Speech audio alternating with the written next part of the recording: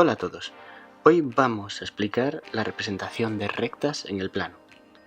Una recta va a venir dada por una ecuación de la forma y es igual a mx más n. M y n van a ser números reales y la x y la y son las variables. ¿Qué quiere decir que la recta y igual a mx más n tenga una representación como por ejemplo la que estoy mostrando en pantalla? Pues quiere decir que esa recta pasa por un conjunto de puntos, un conjunto infinito de puntos, como por ejemplo este, que tienen dos variables, una x y una y. En concreto, este punto lo podríamos ver como el punto 3, la primera coordenada siempre es la de la x, y 5, sería el punto 3, 5. No se dice 3,5, se dice 3,5, aunque sea una separación por comas. ¿Qué querría decir ese 3,5? Pues ese 3,5 va a querer decir que si metemos en la y un 5 y en la x un 3, la ecuación se cumple. Por ejemplo, si nosotros ponemos en unos ejes de coordenadas la recta igual a 2x más 1, esta recta pasa por el punto 0, 1. Si ponemos la escala que dos cuadraditos sea exactamente una unidad, pues tenemos que este punto de aquí, que es el punto 0, 1, va a cumplir la ecuación de la recta, porque 1 será igual a 2 por 0 más 1. Cambio la x por 0, la y por 1. Como la ecuación se cumple, ese punto está en la recta. Si nosotros ahora nos vamos, por ejemplo, a otro punto, como puede ser el 2, pues veríamos que para que la ecuación se cumpla, necesito que la y valga 5. Es decir, que esté a 1, 2, 3, 4 y 5. Así que la recta sería esta. Entonces, con estas ideas en mente, vamos a ver lo que sería el primer método para representar rectas. Vamos a coger, por ejemplo, la recta igual a 3x menos 1. El primer método consiste en hacer una tabla de valores en el que vamos a coger cualquier valor para la x y vamos a ver cuál sería el valor correspondiente para la y. Por ejemplo, si la x es 0, la y será 3 por 0 menos 1, estas cuentas se pueden hacer de cabeza, menos 1. Si la x es 1, la y será 3 por 1 menos 1, que sería en este caso 2. Como una recta viene definida por dos puntos, con dos valores que demos sería suficiente. Lo que vamos a proceder a hacer a continuación es dibujar nuestros ejes de coordenadas. Vamos a poner la escala igual que antes y buscamos esos puntos. El punto 0 menos 1, 0 para la x menos 1 para la y sería este, y el punto 1, 2 sería este otro. Ese es el punto 1, 2, que es el que hemos sacado el segundo, y este otro sería el punto 0 menos 1, que es el que sacamos al principio. Ahora, con más o menos destreza, dibujaríamos la recta que une esos dos puntos. Este método es sencillo. Se puede hacer, simplemente hacemos las cuentas y básicamente no pensamos en nada más. ¿Cuál es el problema? El problema que le veo yo a este método es que es un método puramente mecánico que no nos está aportando más valor, no nos dicen nada de qué está pasando con la recta, cuáles son sus características, por qué pasan las cosas que pasan, es decir, que no comprendemos bien lo que está ocurriendo de fondo. Y a mí como conocen todos mis alumnos, no me gusta explicar simplemente recetas, sino que me gusta que las matemáticas sean algo que se tiene que comprender.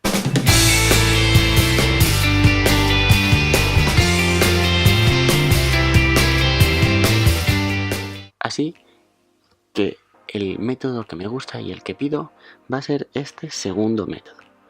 Este método consiste en ver cuáles son los elementos de la recta. ¿Qué elementos tiene la recta?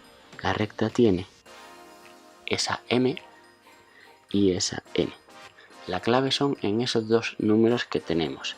Por ejemplo, en la recta 2x menos 3, m es igual a 2 y n es igual a menos 3. N es el número que va solo y m es el número que va multiplicando a la x. M se llama pendiente y n se llama ordenada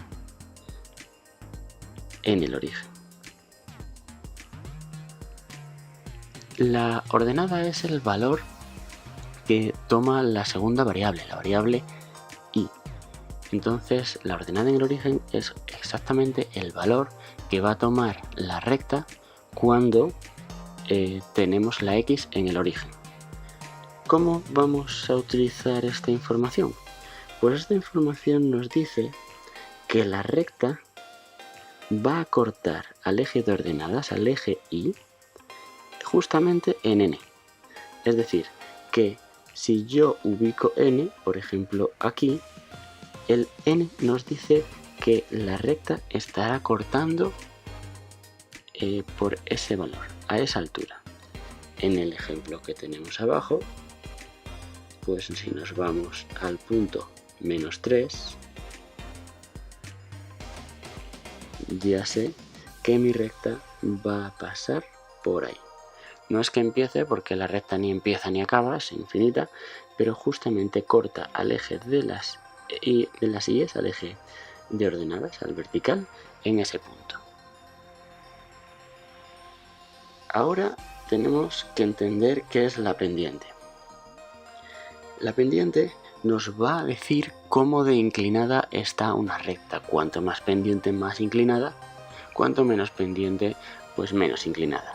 De hecho, si la pendiente es positiva, la inclinación va a ser hacia arriba, va a ser creciente la recta, y si la pendiente es negativa, la inclinación será hacia abajo, será la recta decreciente. ¿Qué dice la pendiente? La m sería el cociente entre el desplazamiento vertical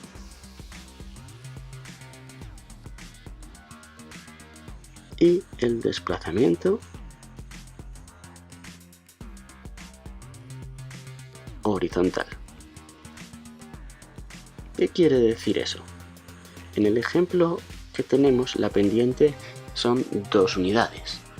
Y bueno, aquí no tenemos fracción, pero es fácil poner 2 partido de 1, que sería igual a ese 2. ¿Qué está diciendo esos desplazamientos? El 2 sería el desplazamiento vertical. Nos vamos a desplazar 2 unidades y el 1 es el desplazamiento horizontal, por cada unidad en horizontal. O sea, lo que voy a obtener viniéndome aquí al ejemplo y, por ejemplo, partiendo de ese punto en el que está cortando la recta, es que por cada unidad que yo me desplazo en horizontal, por cada unidad que me desplazo en horizontal, la recta va a subir en vertical 2 unidades. Y eso lo va a hacer siempre. Si yo me desplazo una unidad en horizontal, subiré 2 unidades. ¿Qué va a ocurrir? Pues que la recta va pasando por este punto, va pasando por ese punto y al final solo tengo que unirlos. Y con estas dos ideas, con la ordenada en el origen y con la pendiente, que hay que memorizar, que es el desplazamiento vertical partido por el desplazamiento horizontal, podemos dibujar las rectas.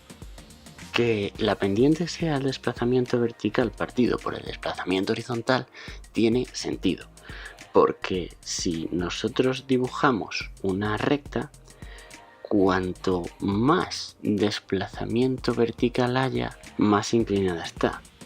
Por ejemplo, en esta recta, por cada unidad, subo esta cantidad.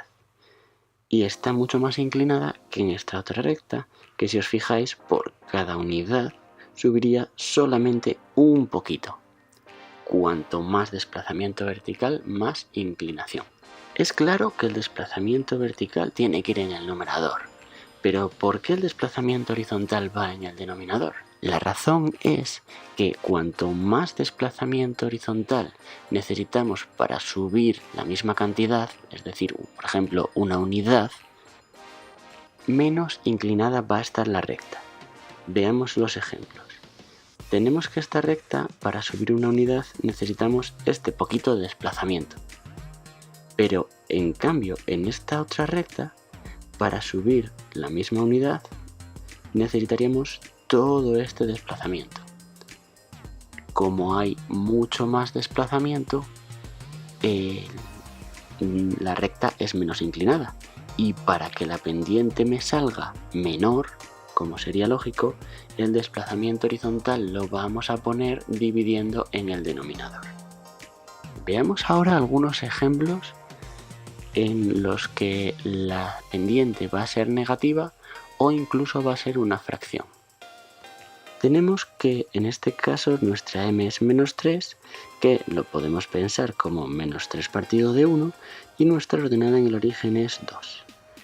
Si nosotros dibujamos nuestros ejes, lo que vamos a hacer es poner la recta pasando por 2, que sería justamente este corte, y trazar los desplazamientos de la pendiente.